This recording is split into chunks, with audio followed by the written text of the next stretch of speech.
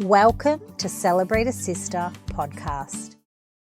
Welcome, everybody. Today's guest is Sarah Stafford. She is a non-diet intuitive eating dietitian. She runs the Peaceful Eating Project, and her beautiful little slogan is, "It's time to make peace with your food and your body." I love that. Thanks, Sarah. Thanks for joining today. And I'm personally really excited about this topic because I find, being a lifelong woman who has been definitely had her fair share of experiencing all different ways of eating, I am super excited to hear your beautiful take on intuitive eating. But firstly, are you happy to share a little bit about who is Sarah? What does she do and how did she arrive with this beautiful, purposeful work supporting people around intuitive eating? Yes, absolutely. Thank you so much, Emma, for having me. I'm really excited to be here today.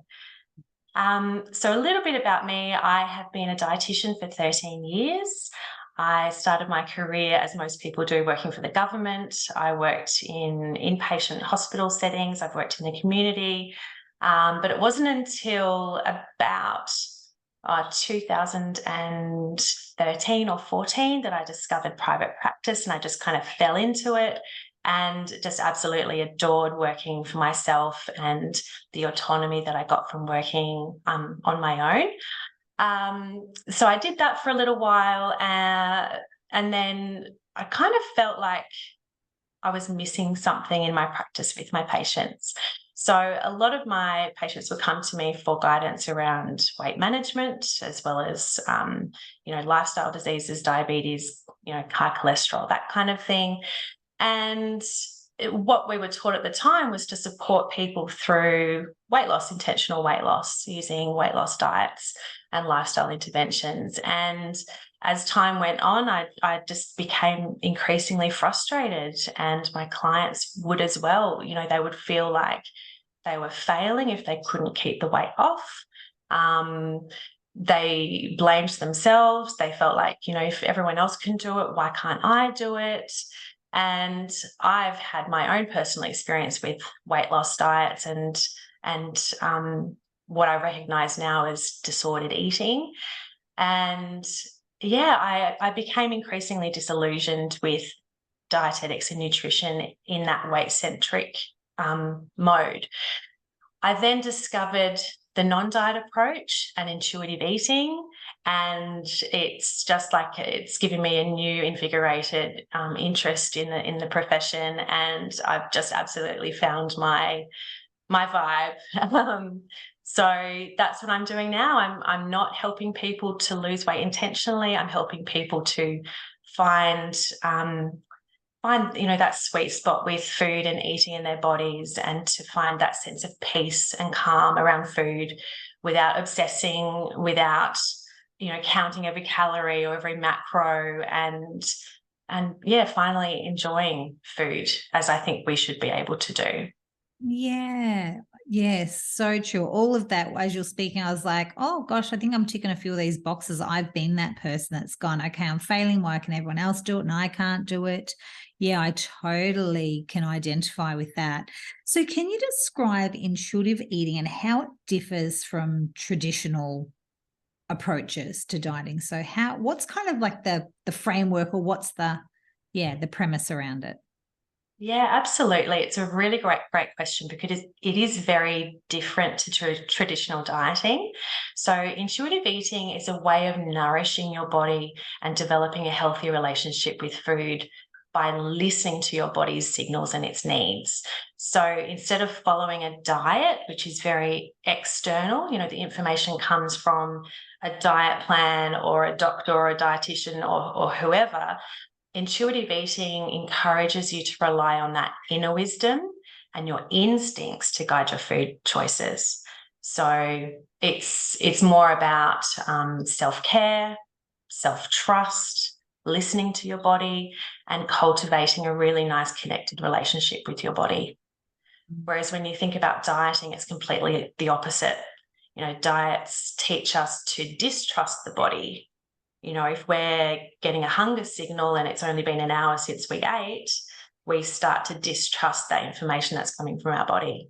You think, oh no, the diet says I can't eat until 12 p.m. I'm just going to ride it out, or I'm just going to drink water to fill myself up until I get through. So diet's very external.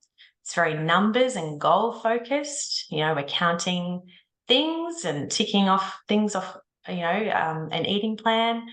But essentially dieting moves our awareness away from our body, and that leads to that sense of mistrust. That makes sense. And when you're speaking, I was going, yeah, there's certain things you can't outsource, and that's what you need to eat, right? If you can tune in. So, I was thinking then it's really an empowering people as opposed to taking power away, saying, well, actually, we don't trust you to eat and choose what you need to eat, so we're going to tell you what to eat. Or we try and, I'm speaking from experience here, you want to outsource and go, well, clearly I'm not doing a great job here, so maybe you know better. But do they? So perhaps it's then coming back to, like you're saying, is coming back to, and I love that word that you said, nourish, nourishing yourself, as opposed to eating what's on the plan that may not be a nourishing choice for you at that point in time. Absolutely. And I love that you've picked up on that word, nourish, because nourishment isn't just giving our bodies the right macronutrients and vitamins and minerals. It's about that soul nourishment and that experience that we get from food that is beyond, those measurable things, the nutrients. There's so much more to eating, and eating is something we all have to do. We can't not, we can't just quit eating. It is part of our lives, whether we like it or not. Eating and nourishment can be so much more than just the food and just the nutrients. Have you got an example of someone that has adopted this intuitive eating and, come through it, and what their journey has been around bringing on the intuitive eating? Yeah, absolutely. If you don't mind, I'd like to share my own story around intuitive eating. Yes, please. Yeah, well, I can share in a bit more depth and detail. So as I alluded to earlier, I do have a history of disordered eating, and I can trace this right back to my childhood, and the way that I felt about my body as a child sort of led me through, as early as primary school and even into high school, manipulating my food intake to control my body. And it all stemmed from feeling like my body wasn't, the right size or the right shape, the right look. It's all those messages that we get from the world around us. And even as children, we're absorbing that all the time. So, as a child, I grew up wanting to change my body, and the way that I knew how to do that was through food. So, disordered eating behaviours, not quite into the realm of an eating disorder, not diagnosed, but very, very close, I believe. And what I've come to realise as a professional is that dieting and those seemingly benign dieting behaviours like restriction is quite a slippery slope down into disordered eating and then through to eating disorders. And most dieting behaviours are quite disordered.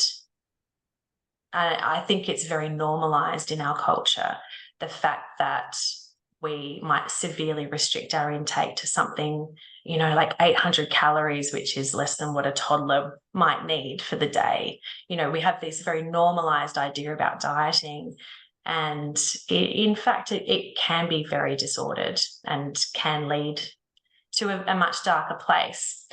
So I had that sort of going on in the background, and it's no real surprise that I ended up studying nutrition and dietetics. And when I look back, I think, I wonder if that was because I was trying to control, to figure out the secret, the magic bullet to finally control my body and to fit in and to look the way that I thought I should. And I think most dietitians or nutrition professionals would relate to that feeling. I think, you know, we're often guided down paths that we need ourselves the most. I agree. Yeah, it's funny that. So yeah, throughout university, you know, we were taught this weight loss centric approach. And yeah, through my practice, as I said before, it just there was something missing. And finding intuitive eating was just like that light bulb moment. You know, you don't have to do this to be healthy.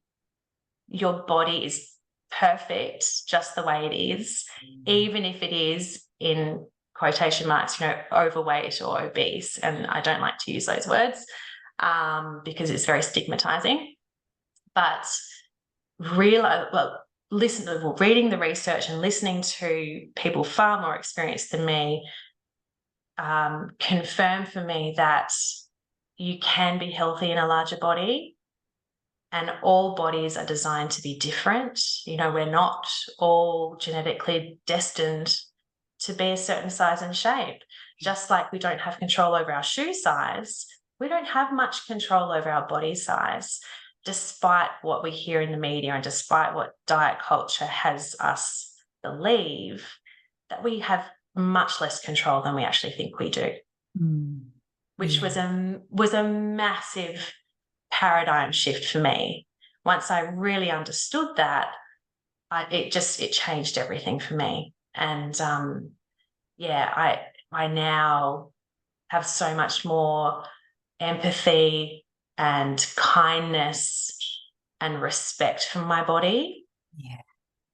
I'm not quite at the point where I can say I love my body and I embrace every lump and bump and curve. Not quite there yet, and maybe I never will, but that's okay as well. You don't have to be in love with your body, but you can respect it. Yeah. And you can treat it with kindness, and you can treat it with, you know, empathy. And yeah, that mindset shift was everything for me. I've always found it quite interesting, you know, like you say that, you know, maybe I never will. I always find it interesting when I can observe a friend or a family member who has got the most beautiful body and they still have things that they, you know, it's such an illusion. Like I feel it really is an illusion, perhaps even what we see in the mirror, what we've been led to believe. And I love that you just said about, you know, less control than we think, like about our shoe size. I mean, you said that was your light bulb moment. I'm sitting here going, wow, that is a light bulb moment going, because we actually do think we all should be, you know, one size, one shape. And if you are this age, you should be this weight. And, you know, we have this, and well, I certainly have that belief system. Do you feel like things are shifting and we are starting to see many more examples of different body shapes and sizes? My goodness, I hope so. So yes and no. And I don't know whether I've created my own little bubble of, you know, non-diet intuitive eating people and, you know, body image and fat positive or fat activism. So I do live in a bit of a bubble as far as that goes. And sometimes I get a bit of a reality check when I speak to someone who is still very, very weight loss focused and very weight centric. But I'm seeing examples of a bit more inclusivity in, you know, in cinema, for example, or I don't know if you've been watching the latest the Sex and the City and Just Like That. No, that I show. Haven't, but tell me about it. Oh, in the latest episode, so they did some things well, and then it was a missed opportunity in other areas. So this episode looked at Charlotte, and she's re-entering the workforce. She wants to look a certain way. She wants to look like she used to and fit the style of clothing that she used to. So she goes on a very drastic weight loss diet with bone broth and something else. So very, very disordered. And she's, you know, using all the Spanx and everything to fit into her dress. And then later in the episode, you see her go to her new job and feeling a bit more like she's fitting in a little bit. There is a larger woman, a body, you know, someone in a larger body. I don't know if that is part of the story that helps Charlotte to feel better about herself. And you see her taking off her Spanx in the bathroom and sort of, you know, embracing herself. So on one hand, that's wonderful that she felt like she was able to do that, and that a larger bodied woman was represented. You know, that's great to see in these TV series. You know, we are seeing more larger bodied people, but at the same time, you know, it was that the very disordered eating behavior that was kind of reinforced, and I don't think it was questioned enough. And I think that was a bit of a missed opportunity for them to really delve into this topic a little bit more deeply.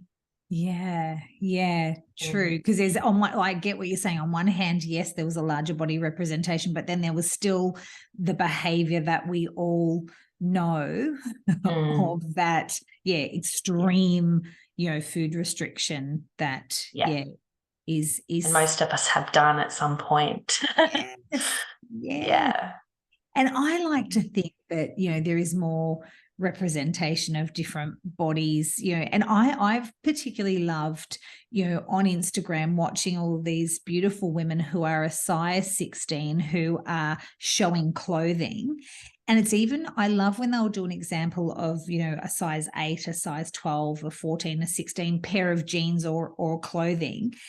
And I just love that. I think it really, for me, it's very freeing going, because I'm in a size 16 body and going, you know, it still can look beautiful, all of those sizes. You know, and I'm loving that for women. I think particularly, you know, I mean, I'm 47, you know, so generations under me and younger, I think that is so helpful, as opposed to, you know, I have a daughter who's 21. I don't believe when I was Ruby's age, I ever even knew what a size 16 body looked like to actually, you know, to see that was never an example. And I used to love reading Dolly magazine, but I also used to know how terrible I felt after reading Dolly magazine, because there was no other body shapes in there than one. Yeah, absolutely. I think, yes, we've come a long way in terms of clothing sizing, but there's still a very, very, very long way to go. Yeah, I agree. I love that we're seeing examples of larger bodies, but, you know, a size 16 is still very, very average. And there are still people in larger bodies who aren't represented, and they can't just go down to the shopping centre and choose something off the rack. They have to order online, or they have to get it custom made. So we're still living in a world that is not inclusive for all body shapes and sizes. So I agree, but a very long way to go yet. Even isn't that interesting? So for me, that's the leap I've only been able to take to a size 16. Isn't that interesting? There's a perfect example of me in my mind and my small world only being able to take the leap to size 16 when, you know, because of the work that you do, you've seen many more different examples, and also potentially, like you're saying, heard, you know, they can't walk into a store. So you've firsthand heard what their challenges are. Whereas for me, I'm going, oh, you know, of course, you go, well, it's because I can see a size 16, that's me. But for other people, yeah. So even there, I've only made half a leap, haven't I, Sarah? I haven't made the full leap. Oh, we do what we can at the, you know, where we're at in that moment. And learning these things just takes time. And, you know, the more I learn, the more I realize how fat phobic the world is that we live in. And yeah, you know, people in larger bodies are very discriminated against. So clothing is just one example. Excuse me. Cinema seating is another one. Yeah. And many people in larger bodies cannot, without you know, having to speak to management to arrange another form of seating. A lot of them just can't go. Wow, I didn't even realise that. Or flying on a plane is another one. So there's so much more to unpack in that space, and I think there's so much room for learning and awareness and advocacy. And, we don't have to live in a larger body to have compassion and, contribute to some change in the world. Yeah, absolutely. You're right. Yeah, we can still, be gracious and accepting and have allowance for all different body shapes. So if someone was interested in embarking on the intuitive eating approach and coming from that, more tuning into nourishing body as opposed to eating at a certain time and a certain amount of macros and calories, where would someone start? Oh, that's a really good question. It depends. It depends, I think, on you or whoever's listening, how ready they are to dive into this kind of work. So the first step I would say is to look at what's around you and what influences are in your world. And if you're someone who uses social media, look at your feed. Are there people on there that are very weight focused? And, I would say do a cleanup of your social media feed, take off anyone who makes you feel like you're not enough in the body you're in, and fill it up with body positive, non-diet, intuitive eating accounts. So that would be step number one.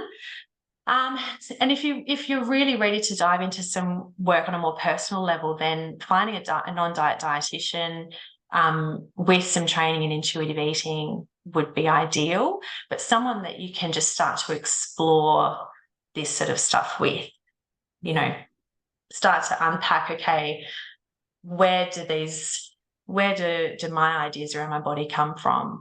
What was my childhood like around food? What were the messages that I was receiving from my family or my peers? How has that informed and shaped the way that I eat and the way that I feel about my body? Do I have firm rules around food? So a lot of us have these very sometimes strict but prescriptive rules around the types of foods we should eat, the timing of the food we eat, the quantities, and all of these things that can be challenged and should be challenged as part of the process of letting go of dieting. Yes. It sounds like it's a lot of unlearning. Oh, yes. That's a really good way of putting it. Yeah, absolutely. There is part of it is unlearning all of those things we think about. Unlearning weighing yourself on a regular basis. Unlearning the types of clothing that you choose that might make you feel really uncomfortable in your body. Unlearning restriction. So unlearning that tendency to hold off until the next meal, or I really feel like a bit of chocolate right now, but it's not on my plan. I'm trying to lose a bit of weight, or whatever that sort of mental dialogue is, internal dialogue, and challenging that and unlearning those messages that we're telling ourselves. Yeah. Or even just like you say, those rules that you don't even realize.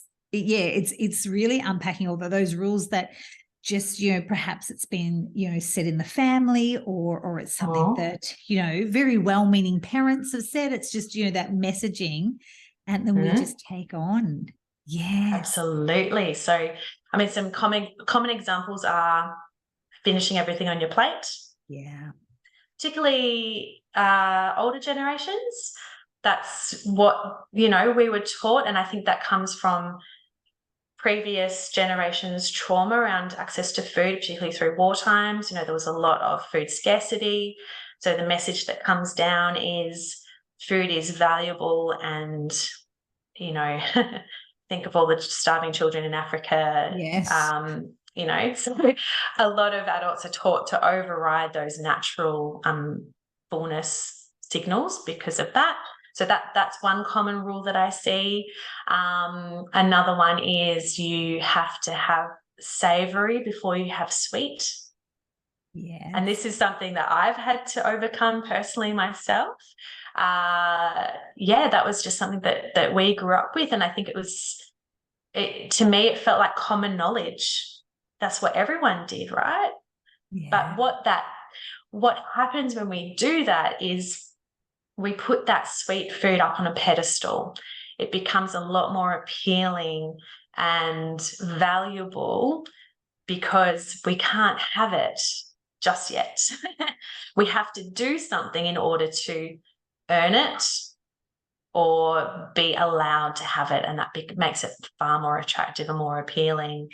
I could go on and on, but you can kind of see how that could lead to certain foods being seen as really desirable, and we can become very fixated on those foods.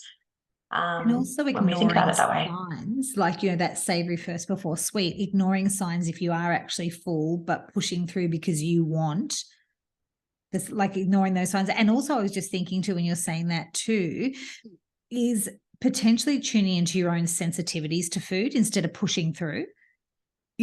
Obviously, with that whole intuitive eating, I would imagine the other side of it is then you're really tuned into, actually, when I consume this food, how do I really feel? Absolutely. Absolutely. And that is a core skill in learning to be an intuitive eater, is being able to tap in and do that little self-evaluation. How do I feel? How does this food make me feel? And sometimes it's a bit neutral. It's not, I don't feel that great, but I don't feel terrible. I don't feel that good either. Sometimes it it might be, I actually really didn't enjoy that. And I had this experience. What was it? I can't remember my own example because it was quite a long time ago, but a client recently had this experience where she just craved chips and gravy and just really was, she had this idea that most of us do, that, chips and gravy is a bad food. She should try to restrict it, shouldn't allow herself to have it. But I challenged her on that, and she was willing to have a go at including it and trying not to restrict herself around it. And she said, you know what, when I had it, I didn't actually really like it. Oh. So it was the idea of that high value pedestaled food that seemed to have a lot, was more attractive for whatever reason. Her experience around chips and gravy, that's what it was. And then in reality, when she allowed herself to have it, she's like, nah. Didn't do it for her. And now she knows she can have it whenever she wants, but she doesn't enjoy it and chooses not to have it. Yeah. So it is really interesting once you start to use these skills, what comes up, and sometimes it's not what you expect at all. Great. Yeah. I love that. That's a couple of the first steps is looking at those rules that you have decided and taking notice. How do I feel after this? Brilliant. Yeah, absolutely. So if any of your listeners want to start that process, I've got a free download on my website if they're interested. So if they want to go to peacefuleatingproject.com.au and just scroll down to the bottom of that first page, they can pop in their details and download the guide there. Excellent. Thank you, Sarah. Yes, and I'll pop in the show notes that link too, if anyone didn't catch that. Sarah, it has been an absolute pleasure chatting with you today. I love this whole topic of intuitive eating. I think it's such an empowering way to, tune into that whole nourishing your body. And like you said, it's not, there's many ways to nourish your body, and this is one of them through the food we choose. Yeah. Thank you so much, Sarah. So yes, people can jump on and download that book. Brilliant. And is there anything you wanted to finish with, Sarah, about intuitive eating? Is there one last little tip for anybody before we go? Oh my goodness, I could talk for hours on this. So I don't know how I could boil it down to one little tip. I think probably the biggest thing, the biggest change for me came from noticing all the influences around me. So like I said before, clean out your social media feeds, start following accounts that that move in this area, and start to notice the changes that happen within you. Yeah, beautiful. Great tip. You're right. Those influences, almost like little subliminal messages that we don't even realize are penetrating, and we don't even realize. Great. Absolutely. Lovely. Thank you, Sarah. Welcome. Thank you. Thanks so much.